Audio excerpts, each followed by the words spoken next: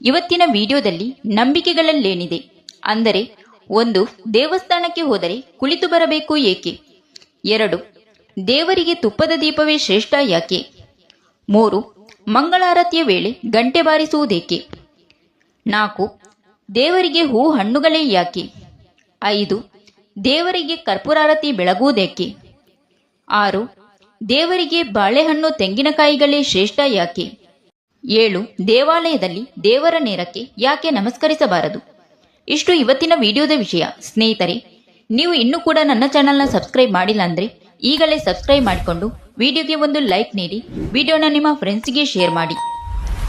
Video ಶುರು ಮಾಡುವ ಬನ್ನಿ. 1. ದೇವಸ್ಥಾನಕ್ಕೆ ಹೋದರೆ ಕುಳಿತು ಬರಬೇಕು ಏಕೆ? ದೇವಸ್ಥಾನ ಮನಸ್ಸಿಗೆ ಶಾಂತಿ ಕೊಡುವ ಒಂದು ಪವಿತ್ರ ಕ್ಷೇತ್ರ.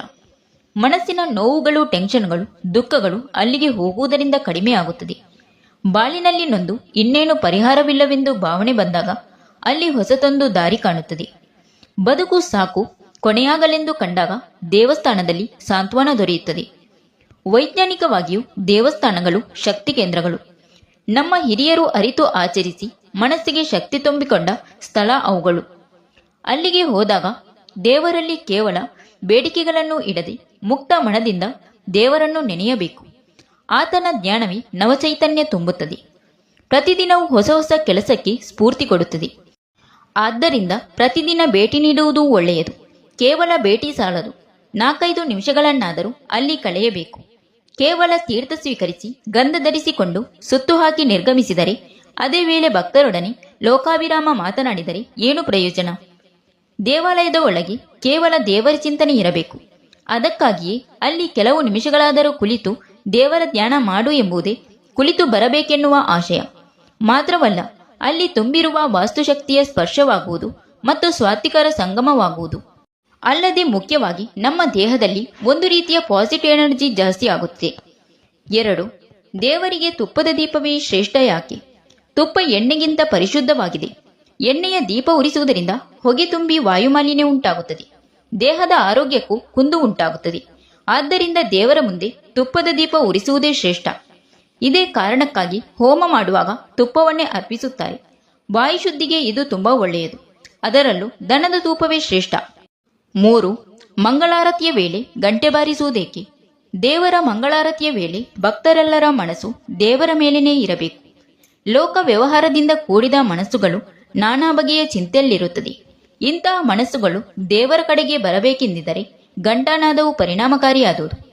ಘಂಟಾನಾದವು ಮನಸ್ಸಿಗೆ ಮುದ ನೀಡುತ್ತದೆ, ಭಕ್ತಿಭಾವ ಮೂಡಿಸುತ್ತದೆ. ಅದರ ಸದ್ದಿಗೆ ಭಕ್ತರು ಮಾತನಾಡುತ್ತಾ ನಿಲ್ಲದೆ ದೇವರ ಮೇಲೆ ನೆಟ್ಟ ದೃಷ್ಟಿಯಿಂದ ನಿಂತು ಭಕ್ತಿಭಾವ ಹೊಂದುತ್ತಾರೆ. ಸುತ್ತಮುತ್ತಲ ಮನೆಗಳಿಗೂ ಪೂಜೆಯ ಸಂದೇಶ ತಲುಪುತ್ತದೆ. ಈ ಮೂಲಕ ಜನರ ಮನದಲ್ಲಿ ತುಂಬಿರುವ ದುಃಖ ದುನ್ಮಾನಗಳು ಮಾಯವಾಗುತ್ತದೆ. 4. ದೇವರಿಗೆ ಹೂ ಹಣ್ಣುಗಳೇ ಯಾಕೆ? ದೇವರಿಗೆ ಅರ್ಪಿಸುವ ಹೂಗಳು ಪರಿಮಳಭರಿತವಾಗಿರಬೇಕು. ಪರಿಮಳ ಇಲ್ಲದ ಹೂಗಳು ದೇವರಿಗೆ ನಿಷಿದ್ಧ. ಹೂಗಳಿಂದ ದೇವರ ಬಿಂಬ ಶೋಭಿಸುತ್ತದೆ. ಅಲಂಕಾರಗೊಂಡ ದೇವರನ್ನು ಕಂಡಾಗ ಭಕ್ತರಿಗೆ ಭಕ್ತಿಯು ಉದ್ದೀಪನಗೊಳ್ಳುತ್ತದೆ. ಅಲಂಕಾರದಿಂದ ದೇವರ ವಿಗ್ರಹವು ಹೊರಗೆ ನಿಂತಿರುವ ಭಕ್ತರಿಗೆ ಸ್ಪಷ್ಟವಾಗಿ ಗೋಚರಿಸುತ್ತದೆ. ಆದ್ದರಿಂದ ದೇವರಿಗೆ ಅಲಂಕಾರಕ್ಕಾಗಿ ಭಕ್ತರು ಹೂ ಅರ್ಪಿಸುತ್ತಾರೆ. ದೇವರನ್ನು ಅಲಂಕಾರಗೊಳಿಸಿದ ಭಕ್ತರು ಪುನೀತರಾಗುತ್ತಾರೆ. ಹಣ್ಣು ಕಾಯಿಗಳು ದೇವರ ಸಮರ್ಪಣೆಗೆ ಉಪಯೋಗವಾಗುತ್ತದೆ. ದೇವರಿಗೆ ಅರ್ಪಿಸಿದ ಹಣ್ಣು ಕಾಯಿಗಳನ್ನು ನಾವು ಸೇವಿಸುವುದರಿಂದ ದೇವರ ಪ್ರಸಾದ ಸೇವನೆಯ ತೃಪ್ತಿ ದೊರೆಯುತ್ತದೆ. ದೇವರಿಗೆ ಅರ್ಪಿಸುವ ಹಣ್ಣುಗಳು ಪರಿಶುದ್ಧವಾಗಿರಬೇಕು. ಅಂತಹ ಸ್ವಚ್ಛ ಹಣ್ಣುಗಳನ್ನು ಪ್ರಸಾದ ರೂಪದಲ್ಲಿ ಸೇವಿಸಿದಾಗ ಸಹಜವಾಗಿ ಶಕ್ತಿಯ ಉದ್ದೀಪನವಾಗುವುದು. ಪ್ರಸಾದ ಸೇವನೆಯಿಂದ ಮನಸ್ಸು ನಿಷ್ಕಲ್ಮಶವಾಗುವುದು. ಇಂತಹ ಪವಿತ್ರ ನಂಬಿಕೆಗಳು ಬದುಕಿಗೆ ಶಕ್ತಿ ತುಂಬುತ್ತದೆ. ಸ್ನೇಹಿತರೆ, ಹೊಸಬ್ರು ಯಾರಾದರೂ ವಿಡಿಯೋ ನೋಡುತ್ತಿದ್ದರೆ ದಯವಿಟ್ಟು ನಮ್ಮ ಚಾನಲ್ನ ಸಬ್ಸ್ಕ್ರೈಬ್ ಮಾಡಿಕೊಂಡು ವಿಡಿಯೋಗೆ ಒಂದು ಲೈಕ್ ನೀಡಿ. 5. ದೇವರಿಗೆ ಕರ್ಪೂರದ ಆರತಿ ಬೆಳಗುವುದೇಕೆ? ಕರ್ಪೂರ ಉರಿಸುವುದರಿಂದ ವಾತಾವರಣ ಶುದ್ಧಿಯಾಗುವುದು. ಸೂಕ್ಷ್ಮ ರೋಗಾಣುಗಳು ನಾಶವಾಗುತ್ತದೆ. ನೂರಾರು ಜನರು ಸೇರುವ ದೇವಾಲಯಗಳಲ್ಲಿ ವಾತಾವರಣ ಶುದ್ಧಿಯೂ ತುಂಬಾ ಅಗತ್ಯ.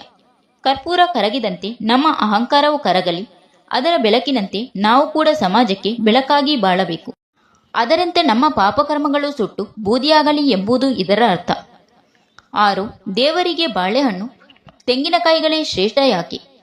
ಬಾಳೆಹಣ್ಣು ಅಥವಾ ತೆಂಗಿನಕಾಯಿ ಅತ್ಯಂತ ಪವಿತ್ರ. ಯಾಕೆಂದರೆ ಅವುಗಳು ತಿಂದೆಸೆದ ಬೀಜಗಳಿಂದ ಮೊಳಕೆಯೊಡೆದು ಗಿಡಗಳಾಗಲಿಲ್ಲ. ಅಂತೆಯೇ ತೆಂಗಿನಕಾಯಿ ಕೂಡ. ಮಾವಿನ ಗೊರಟು ಎಂಜಲು ಮಾಡಿ ತಿಂದೆಸೆದು ಮೊಳಕೆಯಾಗಿ ಗಿಡವಾಗಿ ಮರವಾಗಿ ಹಣ್ಣು ಕೊಡುತ್ತದೆ. ಬಾಳೆ ಬೀಜದಿಂದ ಸೃಷ್ಟಿಯಾಗಲಿಲ್ಲ. ತೆಂಗಿನಕಾಯಿಯನ್ನು ತಿಂದು ಎಸೆಯುವ ಹಾಗಿಲ್ಲ. ಆದ್ದರಿಂದ ಅವುಗಳು ಅತ್ಯಂತ ಪವಿತ್ರವಾದುದು. ಇಂತಹ ಹಣ್ಣುಗಳು ದೇವರ ಸಮರ್ಪಣೆಗೆ ಅತ್ಯಂತ ಪವಿತ್ರವಾದುದು. 7. ದೇವಾಲಯದಲ್ಲಿ ದೇವರ ನೇರಕ್ಕೆ ನಮಸ್ಕಾರ ಮಾಡಬಾರದು ಯಾಕೆ? ದೇವರ ಮೂರ್ತಿಯಿಂದ ಗೋಪುರದವರೆಗೂ ಪ್ರತಿಯೊಂದು ದೇವರ ಅಂಗಗಳೆಂದು ನಾವು ಕಲ್ಪಿಸುತ್ತೇವೆ. ನಂದಿ, ಧ್ವಜಸ್ತಂಭ ಇವೆಲ್ಲ ದೇವರ ಎದುರು ಇರುವುದರಿಂದ ಅವುಗಳಿಗೆ ಕಾಲು ತೋಯಿಸಿ ನಮಸ್ಕರಿಸುವುದು ಸರಿಯಲ್ಲವೆಂಬ ನಂಬಿಕೆ. ದೇವರ ನೇರಕ್ಕೆ ನಮಸ್ಕರಿಸುವುದರಿಂದ ದೇವರ ದರ್ಶನ ಮಾಡುವವರಿಗೆ ಕಷ್ಟವಾಗುತ್ತದೆ. Thank you for watching. ಸ್ನೇಹಿತರೆ, ವಿಡಿಯೋ ಇಷ್ಟ ಆದರೆ ಒಂದು ಲೈಕ್ ನೀಡಿ, ವಿಡಿಯೋನ ನಿಮ್ಮ ಫ್ರೆಂಡ್ಸಿಗೆ ಶೇರ್ ಮಾಡಿ, ಚಾನಲ್ನ ಸಬ್ಸ್ಕ್ರೈಬ್ ಮಾಡಿಕೊಂಡು ನಿಮ್ಮ ಅನಿಸಿಕೆಗಳನ್ನು ಕಮೆಂಟ್ ಮೂಲಕ ತಪ್ಪದೇ ತಿಳಿಸಿ.